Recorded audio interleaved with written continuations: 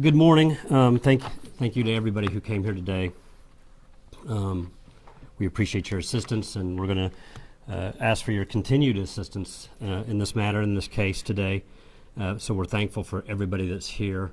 This is a message that we want to get out to everybody and spread across the country. So it's a bittersweet day. Bitter because no matter what progress is made, what happens in a case, we're still dealing with the tragic death of a precious young child, and that unfortunately we can't change that. So bitter in that way, but the wheels of justice do turn, and we do make progress, and so we have information today regarding the case. That we're thankful that we're able to come here with that information today and keep moving forward to answer a lot of questions and, again, to ask for your assistance. So I'm just going to, with me today, I'm Sergeant Carey Huls, the Public Information Officer for the Sellersburg Post, Indiana State Police. With me today is Tara Coates Hunt. She's the Deputy Prosecutor with the Washington County Prosecutor's Office.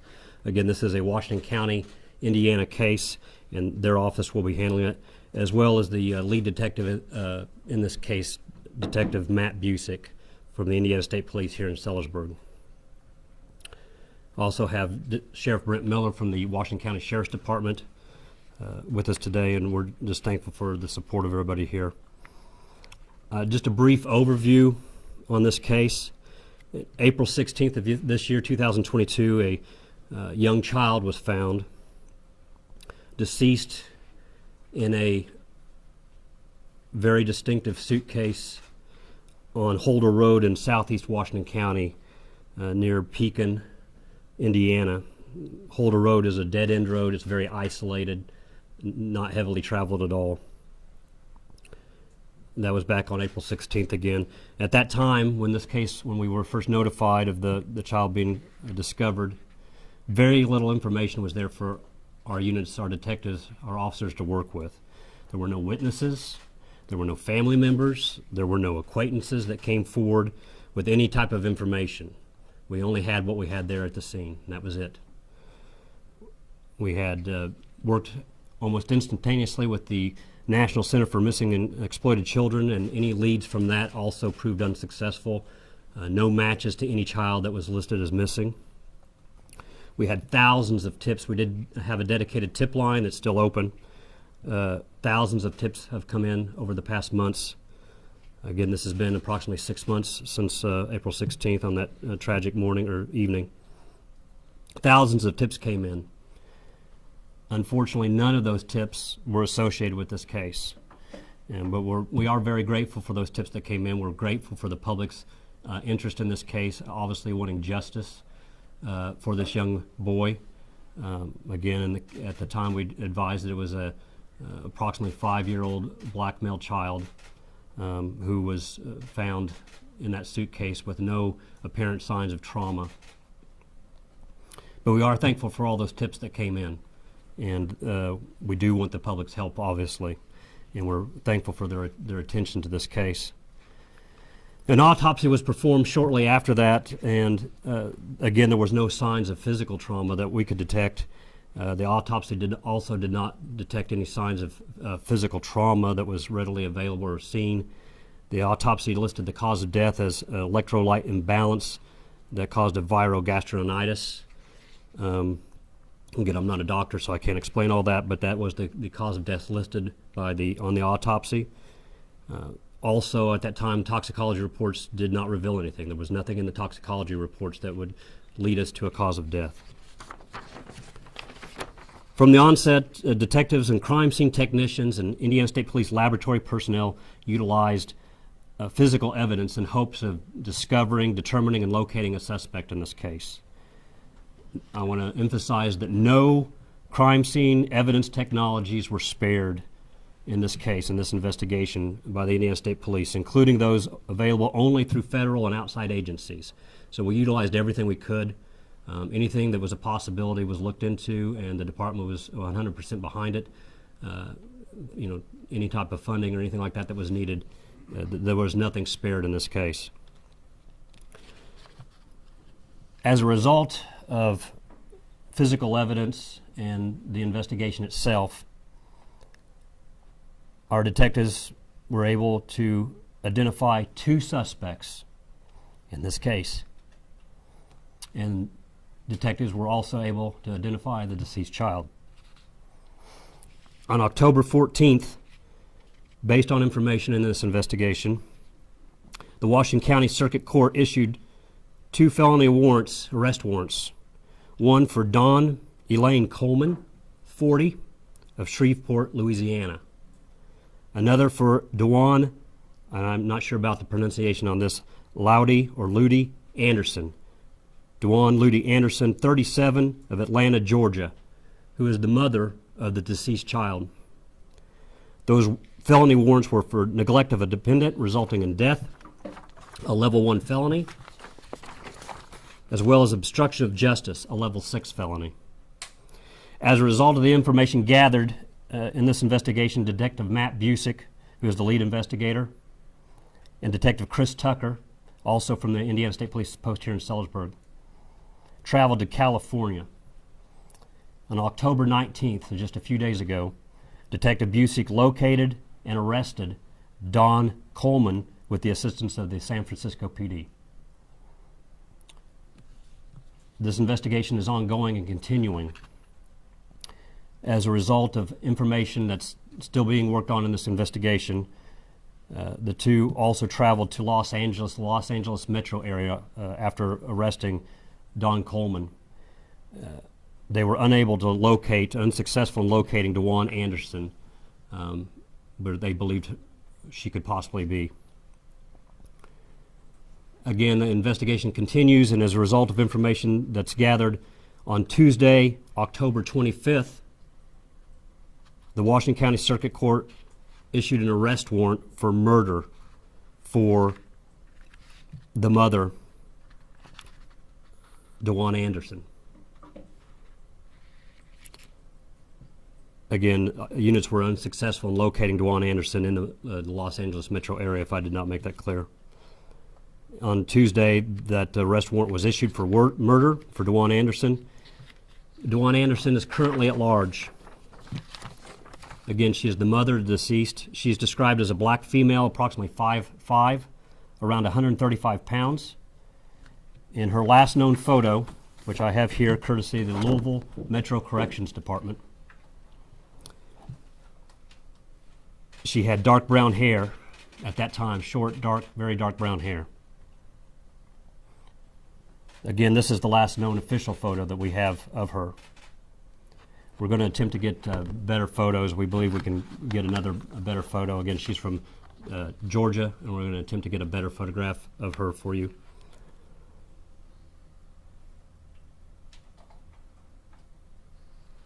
Dewan Anderson is last known to have been in the Echo Park area of Los Angeles, California.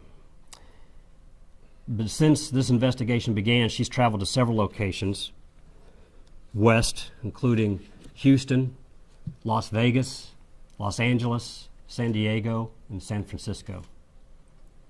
At this time, her whereabouts is unknown. So again, she's at large, and we're looking for the public's assistance in locating her. At this time, we can also identify, excuse me,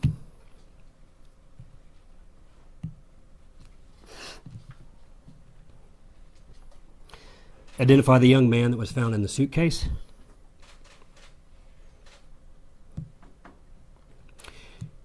He was Carey Amar Jordan. Carey Amar Jordan was from Atlanta, Georgia. He was 5 years old at the time of his death. And Carey would have turned 6 this past Monday on October 24th. Again, Carey Amar Jordan, he was 5, from Atlanta, Georgia. The Georgia the Bureau of Investigations has assisted us in this case as well, and they have made contact with his family members after we were able to get more confirmation that the boy was in fact Carey, which this investigation has a lot of twists and turns, a lot of information. It may sound like it just moves methodically based on the information I read. So please know that this probable cause affidavit that we'll hand out has a lot of information. That's still just the tip of the iceberg. There's a lot of information in this case. So realize that, you know, we're still not going to be able to answer every in and out of this investigation, but we're giving you as much as we possibly can, and I will give you a copy of that probable cause affidavit. That probable cause affidavit is for Coleman, who again was arrested in San Francisco just a few days ago. That's all the information I have at this time. Detective Busick, would you like to make any statements as far as? No. You good? So, Ms. Coleman will be transported here to Indiana sometime within the next under 30 days. She will be here on Indiana soil to answer to those charges. Again, we need the public's help in locating the mother, DeJuan Anderson. So I've shown that photo. We'll have that photo for you to go out and hopefully a better photo. But we desperately want the public's help in finding her and bringing her to justice. This whole case is all about justice for Cairo. That's the only thing this case has ever been about. So I know there's been lots of questions and why don't we do this and why don't we do that. The investigators have a lot of information and they all have their reasons, but the main reason is the integrity of this case and so that justice is served. And so even some things that may seem obvious, that why wouldn't you do this, there are reasons why they can't. And if we have done some of those suggestions that come in from the public and from the media, it's very possible we wouldn't be standing here today. We would have nobody in handcuffs. We would have nobody in jail right now, bringing them back for a trial. So just understand that there's always a reason. We don't take, obviously, anything lightly at all. It's a very serious investigation. Again, the department's held nothing back on this investigation for our detectives to be able to do what they need to do. So, having said that, that's all the information I have at this time. We can take a few moments maybe for a few questions. Again, I'm not going to get into specifics. I've given you a lot, and I will give you the probable cause affidavit that you can look into. Can you provide the spelling? Yeah, the spelling. Sure. Again, I'll start at the beginning. The first arrest, Dawn, D-A-W-N, Elaine, E-L-A-I-N-E, Coleman, C-O-L-E-M-A-N. She was 40, from Shreveport, Louisiana. The mother and currently at large, DeJuan, D-E-J-U-A-N-E. The middle name spelling, I'm not positive on the pronunciation. The spelling is L-U-D-I-E. Last name of Anderson, common spelling A-N-D-E-R-S-O-N. 37, from Atlanta, Georgia. Cairo, Amar Jordan. C-A-I-R-O-A-M-M-A-R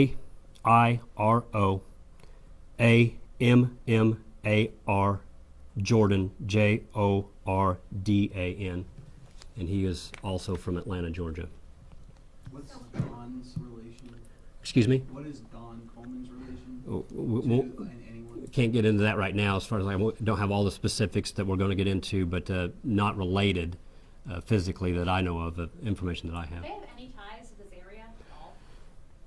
Was she in Metro Corrections? Is that She what was, the photo? that photo was provided by Louisville Metro Corrections. She was arrested by LMPD a few weeks prior to this case beginning. So my knowledge is they were only here temporarily. I'm sure you guys will do your due diligence and look into the background. What And was she charged with? Do you know? I don't have that information specifically in front of me. I believe it was some type of a theft charge, but I can't say that for sure. Have you spoken with Cairo's father? The Georgia, yes, detectives from this agency have spoken with family members, and we also were assisted by the Georgia Bureau of Investigations. When you arrested Dawn, what did you say about what happened? Well, we don't get into any comments about that are made, any statements, any witness statements or suspect statements. But she was arrested. She was, interviewed as part of this investigation. But what were they doing in Washington County? Do you want to answer that? Do you want any issues with me just giving general background on that? The fact that they just generally weren't from. Yeah, they weren't from this area. They were passing through. Again, when you guys do your due diligence and investigating backgrounds, you'll probably come up with some accurate conclusions as to why they may have been in this area. She- That would have been about the time of the, if I correct me, that would have been somewhere around the time of the Kentucky Derby in the springtime, but I'm not positive on that. Do you know if she had any other children? I do not have any information on other siblings or family members or any children for her. So for the two charges, the obstruction of justice and the neglect of dependent resulting in a death, if convicted, what's the maximum sentence? Can you speak to that, or would you like to speak to that at all? They're both felonies. You know, one is a level 1 felony, the other is a level 6 felony. So a level 1 felony is basically, you know, it's the most serious other than murder, which is just listed as a felony. A level 1 felony is the most severe felony. So it's, you know, I don't have the specifics right now as the maximum they could be sentenced to. Have they offered any kind of suggestion or why they left the child in a suitcase and on a desert road? Again, lots of information, and some information is in the probable cause affidavit. We're not going to speak to that this morning. Again, it is an ongoing investigation. We're still looking for one, but there's a lot of information that you will have access to in the probable cause affidavit.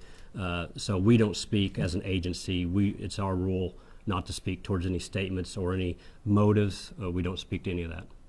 Are both of the charges for both of the individuals the first? The first two charges I listed, neglect and obstruction of justice, those charges stand for both. We have a murder warrant listed for DeJuan Anderson, the mother. Can you address at all why this has become a murder case? Again, just information that's gathered. You know, the detectives have gone through a lot of information, tons of interviews. You know, in the last few days, lots of information to comb over and specialists to work with. So, you know, as a whole, the information that they have makes our department and the prosecutor's office confident in a murder charge, and that's why that warrant's out there. Again, we have probable cause for that murder warrant. So the PC affidavit, again, has lots of information listed. You won't have the PC affidavit for Anderson because she is not in custody. That is not a public document. But the other PC affidavit has lots of information. Again, that's just kind of the tip of the iceberg. We don't put everything, a whole case, into a PC affidavit, just what's needed to establish probable cause. Was there any information that Cairo could have been in danger or that authorities had been called on his mother before for his safety or anything like that? I don't, at this time, have that information, but I don't have information that's saying that that's the case. And was he enrolled in school? I don't have that information at this time. Speak about just the importance of getting the public's help. Obviously, Right. You all relied on tips from day one. Right. And just in locating, I mean, the suspect, Right. the child's mother. Again, we had the special tip line. We asked for tips. We got thousands of tips. Unfortunately, none of them were successful. To my knowledge, Cairo, or to our knowledge, Cairo was never listed as a missing person. He was not listed as a missing child. Nobody ever reported him missing. So that would have helped, obviously, had that information been in a system someplace. So that's responsible. People who are responsible for his care and well-being have to do that. That's nothing we can control. Because parts of these crimes cross state lines and the investigation obviously cross state lines, why has the state of Indiana and Washington County made a point of adjudicating this here? That's, you know, very good question. Long story short, basically, that's where the body was located, and the way the law is written, it can stand at that location. We can assume things. We may have information for different locations, but in the end, the child's body was found deceased at that location. So Any idea where the child died specifically? Was it in Georgia? Was it on the West Coast? Again, we can't get into all the specifics of the case, but we can say that he was deceased, you know, when he was located at that location. What does justice for Cairo look like for you all who have been investigating this for 6 months? I can tell that everyone's feeling emotional in this room. What does justice look like for you? Justice means bringing everybody who's responsible for this death here and having them stand and go through the system and be found, you know, justice served through the court system. We want justice for Cairo. Many sleepless nights for our detectives and officers involved in this. It's not just our department, it's the Washington County Sheriff's Department was the first officer on scene. The gentleman who found him, the mushroom hunter, if you recall from the original news release, who found him, the whole community came together. Many of you were there for the funeral where he was laid to rest and given a proper burial and the recognition that we could and the honor that we could for him at that time. So justice, for everybody means bringing those responsible for his death before the public to stand trial. The break in the case then was physical evidence that led first to the suspects or first to identifying Cairo? Physical evidence, and again, I won't get into the exact physical evidence, but physical evidence led to suspects, and as the investigation continues, it all kind of snowballs or expands. How difficult or easy was it to find Don Coleman, and where was she found exactly in San Francisco? I don't have the specific location where she was located, but our detectives, our crime scene analysts, our crime scene technicians have a lot of advanced technology and systems at their use to look in and utilize. Sometimes it's successful, sometimes it's not, but they had a lot of different technologies that they utilized. Specifically how they did that, I can't get into that, but just know that a lot of people were working on this case here, Indianapolis, all over, trying to assist in this. And what Are does you make aware it that so if difficult Cairo to- had, he was in his mother's custody at the time of his death? Say that one more time. Was he, did his mother have full custody of Cairo? I don't have specific information on the custody, legal custody, but obviously, with the charges, we know that he was with her. So, as far as who has physical, official, legal custody, I believe that could be the case, but I don't have that specific answer in front of me. What does it make it, how is it becoming so difficult to find the mother? What happened? You went to LA and then couldn't find her? Right. Again, sometimes, it's just like anything else. Things change. They may have information that's available, and over time that information can stop. Again, we don't get into specifics of how it was done, but they obviously were able to at least attempt to track or locate after they had an identity for a certain period of time, but at a certain point that wasn't, they couldn't follow through with that anymore. It got them as close as they could. They did go to California and attempt to locate in the last known area. They were assisted by the Los Angeles Police Department there as well. Federal agencies, I need to mention that too, also assisted with this case. Not specifically at that location, to my knowledge, but throughout the case, our detectives have been in close contact with various federal agencies who have assisted. But yeah, the technologies, whatever they were at that time that they used, sometimes that's available and sometimes it's not. Sometimes things change, and something we did have is no longer a source. When speaking to the family of Cairo, did you all get any explanation why there wasn't a missing child Yeah, report? I don't have information on that now, and I haven't spoken with the family, myself, so I'm sure there's reasons, but no, I don't have information as to why. Does Cairo remain in Indiana? I know that That's very early for me, just for anybody to say. That's not something that I would be a part of and be able to answer. In years or time future, after everything's completed, that's probably a matter for the family. But I'm not the one to make that call. I know this case has been personal for you. There have been sleepless nights for yourself and for so many others in your department and for the community, anyone who's a parent really watching this. How does it feel to finally be able to take a breath and read that boy's name? Well, we're not going to take a breath other than just, we're still in full stride on this investigation. So, yes, obviously, we've been looking, like I said at the beginning, bittersweet. Nothing's going to change the fact that Cairo's not with us, but we're very thankful for the information that we do have, and we can step forward. We've wanted from the get-go to be able to say we've identified this child and we've identified suspects, and we realize it takes time, but in the whole scheme of things, 6 months later, when we started with nothing other than what was in front of us in the woods that evening, and nobody came forward with any useful information. Not anybody's fault, but nobody could provide any information. Nobody that could provide information came forward. So they went from having nothing other than what lay there in front of them to a lot of answers in 6 months' time, and that really speaks well to our Detective Busick and our detectives and our crime scene technicians, our analysts, everybody involved. What kind of physical evidence led to this? Again, we don't get into specifics. You'll have information relied to you with the probable cause affidavit that will mention stuff, but we specifically don't mention that during. You mentioned resources beyond ISP. Could you talk about at least what those resources were that may have helped find? Again, there's numerous technologies that are out there. Some are very advanced, DNA technologies, those types of things. We have the technology within the Indiana State Police for some of that, but there's even more advanced DNA technologies that were assisted by other agencies. Facial recognition technologies were utilized at one point by federal agencies. So again, multiple agencies assisted. Some of those have, especially the federal backing, they can do a lot of things that the state agency can't. So we were very thankful for that information and those abilities to help us.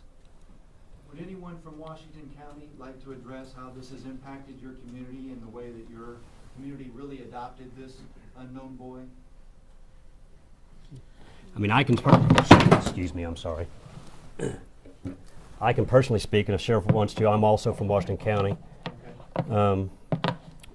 It was my pastor who led the service, the funeral service from my church. So the community really came together and it was very emotional and traumatic.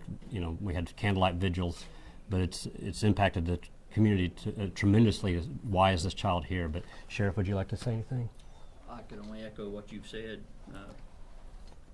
Carey, about that and how that's impacted the community and everybody coming together, and we appreciate, all the hours that has been spent by the Indiana State Police and other law enforcement agencies, to identify this child and to identify suspects and to get at least one of those suspects in custody at this time. And hopefully with the help of the community, we'll be able to get the other suspect, in custody in a timely manner so that we can bring them both back here to Indiana to bring some closure to this case. Is Don Coleman being cooperative, would you say, in this investigation? Again, I can't get into statements or anything like that at this time. So, again, you'll have information that's listed in the probable cause affidavit that may assist you in some of those questions. But yes, it's very traumatic. Again, I started to say earlier, a lot of sleepless nights, especially by the detectives involved. Detective Busick has spent numerous hours, and not just Detective Busick, but he is the lead investigator and has done an outstanding job. But all the detectives involved and the people involved in this case, so much information to comb over, to read through, to scan, to watch, hours upon hours. And obviously, the people at the scene, the events that they saw unfolded before them that evening. Sheriff Miller's deputy was the first on scene. Very traumatic, event for him. So it's affected the community as a whole very deeply. So I don't have any more specific comments. I think that covers what we want to say here today. So again, once we're done here, I will get the copies of the probable cause affidavit to each of you. But the number one thing at this point is we have a suspect that's at large. We have a murder warrant for DeJuan Anderson, and we need the public's help. No matter where you live, anywhere in the United States, possibly out of the country, we can use help locating her. So for Cairo, help us locate her for Cairo so justice can be served for him. Thank you. I know you did this at the beginning, but would you say and spell your name again, please? Sure. It's Sergeant Carey Huls, Careyhuls.